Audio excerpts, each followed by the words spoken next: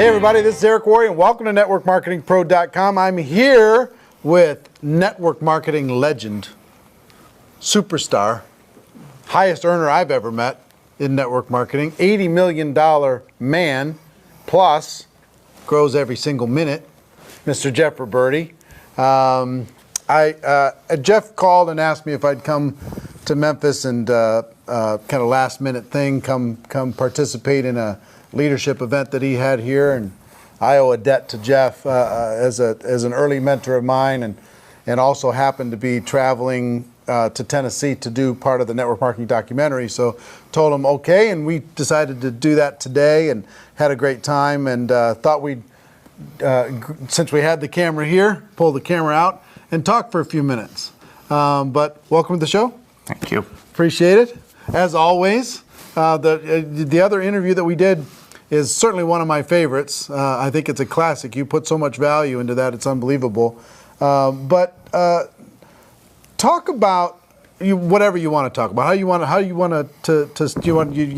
your notes here. I don't know if you. Well, I took a lot of notes today, Eric. When you did your training, it was fabulous. Thanks. Really, really good. You know, I'm a big believer of having a journal and taking really good notes and always learning, always growing. Taking it in, and not only taking notes as if you're taking notes for yourself, but taking notes as if you want to teach it. The fastest path to mastery is to not only apply it in your own life, but to teach it and share it with someone else. And what you shared today, the content was... Did some of it look familiar? I heard some of it before. It was packaged a little bit differently, but it was outstanding, and it was just such an honor and a pleasure and a real treat for all of us here to have you come speak at our leadership event we had this weekend. Super fun. Yeah. Super fun. Yeah. Well, we were talking today, and we were reminiscing, telling old stories, because he and I were part of the same company way back 27 years ago, 26 years ago, and there's some things that we were talking about while we were reminiscing, and one of them was the Sunday night calls. So share with people this concept of the Sunday night calls and what you did as you were growing your organization and building through a massive growth. Well, period. I think what we were talking about is I think you went through the 7 different skills, and as we were going through the skills, that came up as one of the inviting people, and we talked about, at least what I had shared is when you've made a decision, first of all, the most important step in any relationship is the selection process. And as an example with Cheryl, I knew of Cheryl. I didn't know Cheryl. He's talking about Cheryl Cortese. Cheryl Cortese, who you just had an interview with. And, I didn't know Cheryl, but I certainly wanted to get to know Cheryl and have Cheryl as part of the team, and was, very persistent with Cheryl to get her to at least take a look. And, one of the things I shared is, that persistence with someone, and just even like we had talked about on a Sunday night. I've always found Sunday night was a great night to call people, because psychologically they're dreading Monday morning. Most people don't, love what they do Monday morning to go work for someone else. So that was So you made it a habit on Sunday night to call prospects, because you knew they were kind of like, thinking maybe negatively about going into another week of something that wasn't filling them up to their full potential. So you on purpose knew that. Yeah. So every Sunday night you just bang, bang, bang, bang, bang. Yeah. Well, I called them other nights than Sunday night, but Sunday night was kind of prime time. I knew that Sunday night, you just know that people are, they're home, most people. Yep. And like I said, the weekend activities the are weekend's pretty much over. And, here we go into, the work week, and, phone rings, and a lot of times they knew it was me. It was that Sunday night call, and I was just persistent, and, was able to get Cheryl Cortese in the business, and a lot of other great leaders that I recruited. Talk to me about persistence, because some people have this concept, and I think a little overused concept in network marketing is some will, some won't, so what next? If you share it with somebody and they say, no, I'm not interested, boom, you forget about them, you never call. Fine, they rejected me. You kind of emotionally stiff-arm them, and you move on, and you don't give them a chance. So, talk to me about, because you were talking about Cheryl over the course of 2 or 3 months. You might have called and talked to her 30 or 40 times. Yeah, I mean, I just didn't give up. 30 or 40 times, people. Okay, yeah. For a person who's earned now $25 million or so over the course of the last 27 years, do you think that was worth doing? Yeah. And how do you keep calling and keep that moving? How do you keep it active? Well, first of all, I didn't just call her. Right. I didn't just stop with her and just only talk to her. I mean, I was still talking to 10, 20, 30 plus people every day. But like I said, the most important step in any relationship is the selection process. And I had known of Cheryl and the success she had briefly with another company, and that company she was no longer involved there. And I thought, wow, if I could get Cheryl, she's got, the skills, she's got the talent. And so I just stayed persistent with her. And finally I got her. I came into her area. I started my campaign.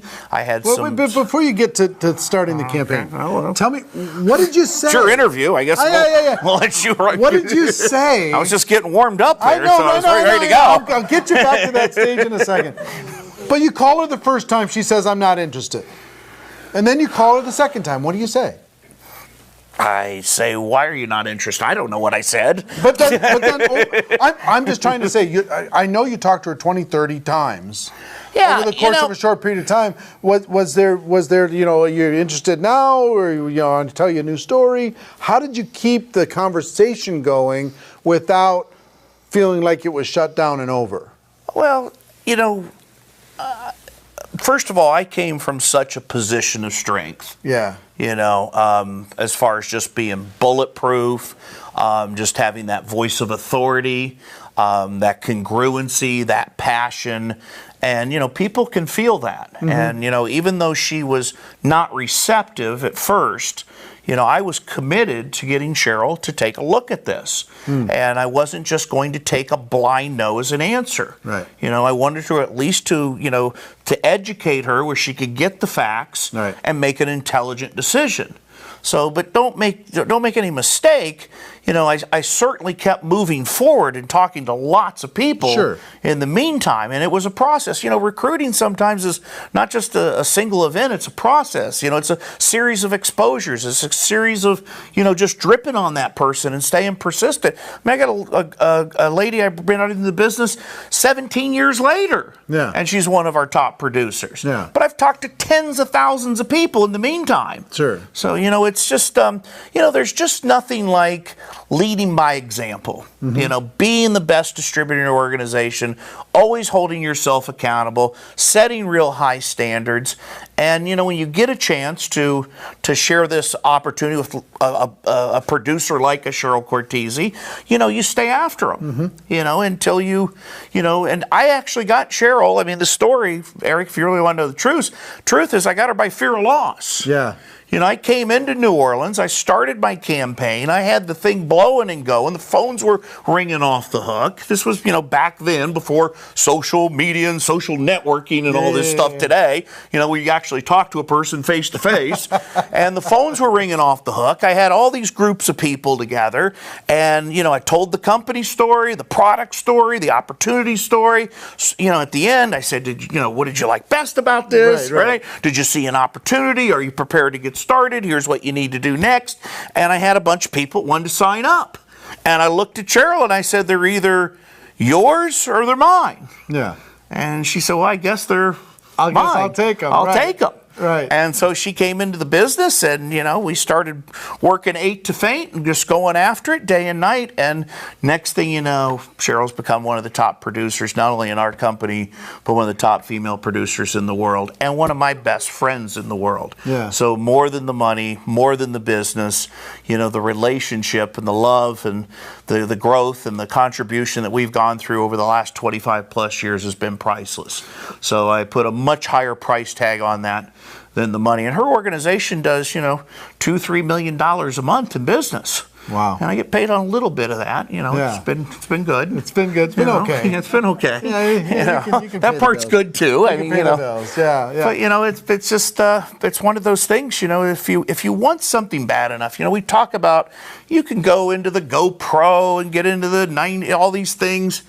At the end of the day, I'm looking for somebody that's dissatisfied. Mm-hmm. And I knew she was dissatisfied. She had an experience, had some success, was no longer involved there. Things were going on in her life. And, the timing, it wasn't perfect at first, but as I was still there and consistent, the timing all of a sudden became good for her, going through some things that she went through in her life. But, as far as, having that desire, I tell people, what do you look for, Jeff? I look for people that are dissatisfied, that are hungry, that have a desire, they're willing to work, and they're teachable. Yep. And then just going in there and not telling them what to do. Distributors don't do what you tell them to do; they do what you do. Yep. And inspiring them, leading by example, and going in there and doing what I've talked about in the other interview: the tell, show, try, do. You tell them, you show them, they try it, and they do it. Right.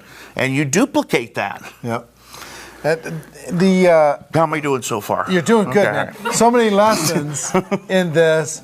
I want people to understand the persistence. I really do, because you are a great example of persistence for me over the period of time where I observed it and I watched as a student to a teacher type of a situation. Persistence is really important. So many of the $1 million earners involved in network marketing and the six-figure earners are only in because one person decided that they were going to stay persistent with that person until they at least understood what it is that they had. One person made a decision that says, no, I'm not going to just walk away from this person. I'm going to stay in touch. I'm going to keep reaching out. And I think that persistence message is really, really important. And then also going in and helping that person get a quick start. Getting some results, getting a product story or service story, getting a check, getting that first month, that first 30 days. Talk about the importance of that first 30-day story. Well, and we talked about that today. I tell people, look, do you want to go fast or do you want to go slow? It's easier to be successful in life and make a fortune than it is making a living. And what you do your first 30 days in this business, you'll be telling that story for the rest of the time you're involved in your network marketing career with that company. Right. And so, there's nothing like grabbing that new man enthusiasm, launching that person, jumping into their warm market, and really getting them off to a fast start that first 30 days. And, you just get really good at that. One of the things I tell people is, as a leader, how do you show up? Showing up in a peak resourceful state, showing up, like I said, with that confidence, that enthusiasm, just being bulletproof, coming in there and just saying, okay, I've got this, and I could show you how to do it. Right. And that success breeds success. I've had people tell me, Jeff, if it's half as good as you make it sound, I'm in. Right. Let's go. Right. And the other thing is people don't care how much you know until they know how much you care. And they truly know that I am there to add, first of all, to meet their needs. I don't go into a relationship to get. I go into a relationship to give. I'm not measuring what I get in return. In other words, you're putting their needs ahead of your own. Right? Yep. Their needs, not your needs. Yep. You're adding massive value to their lives, whether it's with your product, your opportunity, the personal growth that they're experiencing, belonging, being part of something, right? Yep. And then the other thing is creating those raving fan relationships. Long-term relationships equal long-term success. So you get really good at launching people. Yep. You go in there like you talk about, putting on those 20 new recruits in 30 days, fully engaged, fully immersed, taking all-out massive action. And when you lock arms with somebody like that, you find one of those, what I call the 5%ers. Right. 80% are going to do it sometime, part-time or no time. You manage them by group, you love them for where they're at, and you have a lot of people do it a little. Yeah. 15% will play at whatever level they're going to play at, but when you find one of those 5%ers, you jump in there and you chase their business from here to China. And you launch them, you get them off to a fast start.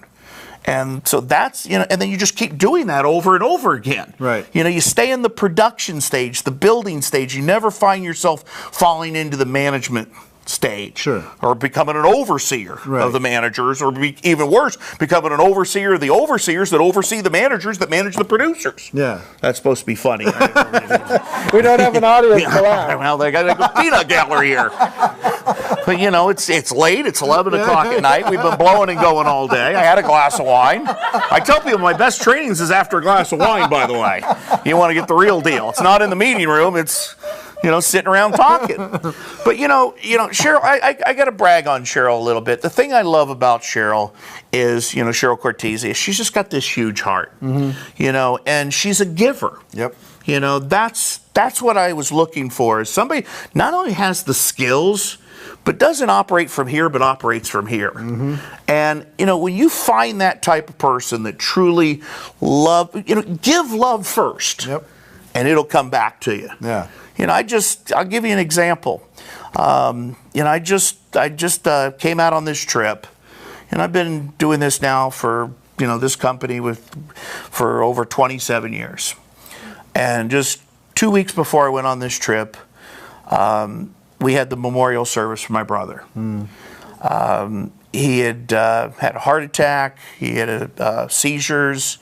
He went unconscious, and he was on life support for 2 months. And Paulie was my best friend growing up. Just 2.5 years apart.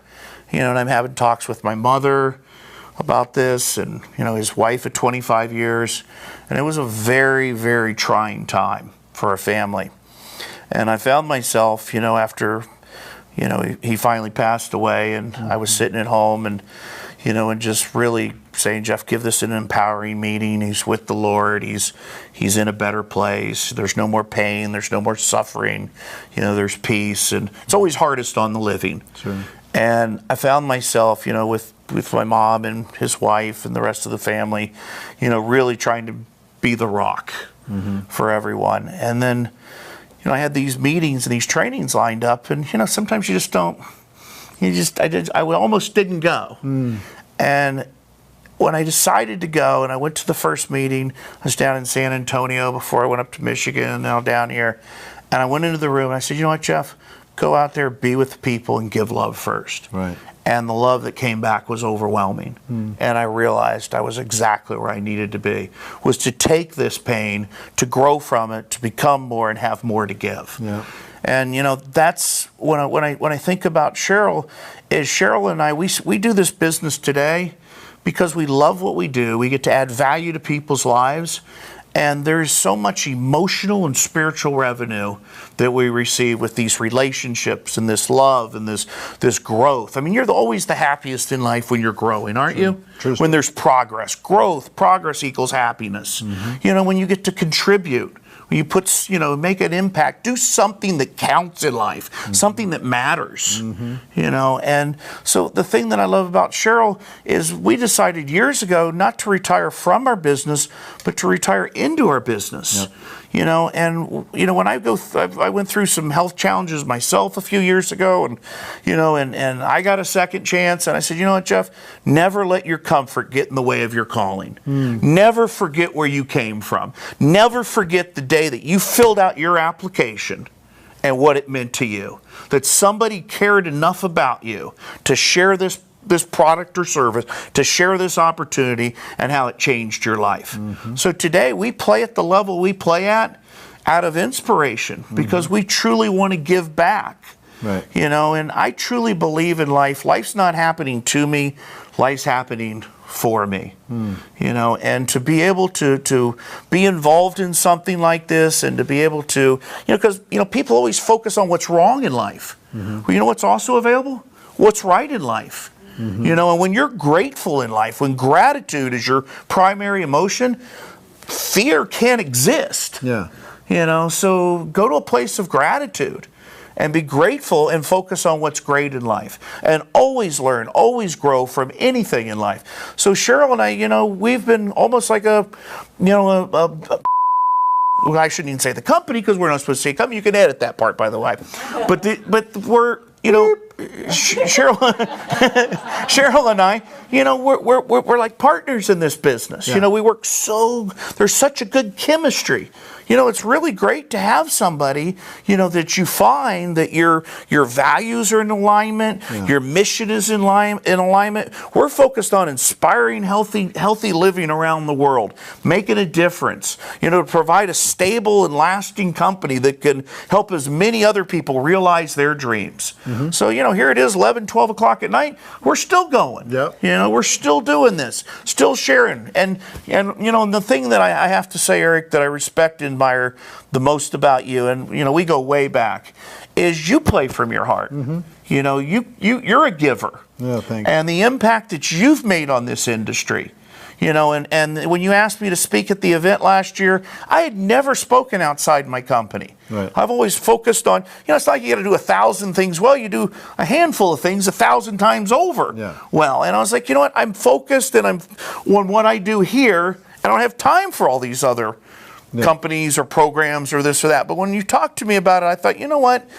Eric is making such a huge impact, such a difference. And here's a chance, Jeff, to not only give back to your company and people that you have a relationship with here, but to take it and share it and give back to the industry that's been so good to you. Yeah, and I will tell you, everybody loved what you did last year, and I was honored that you agreed to come for the first time.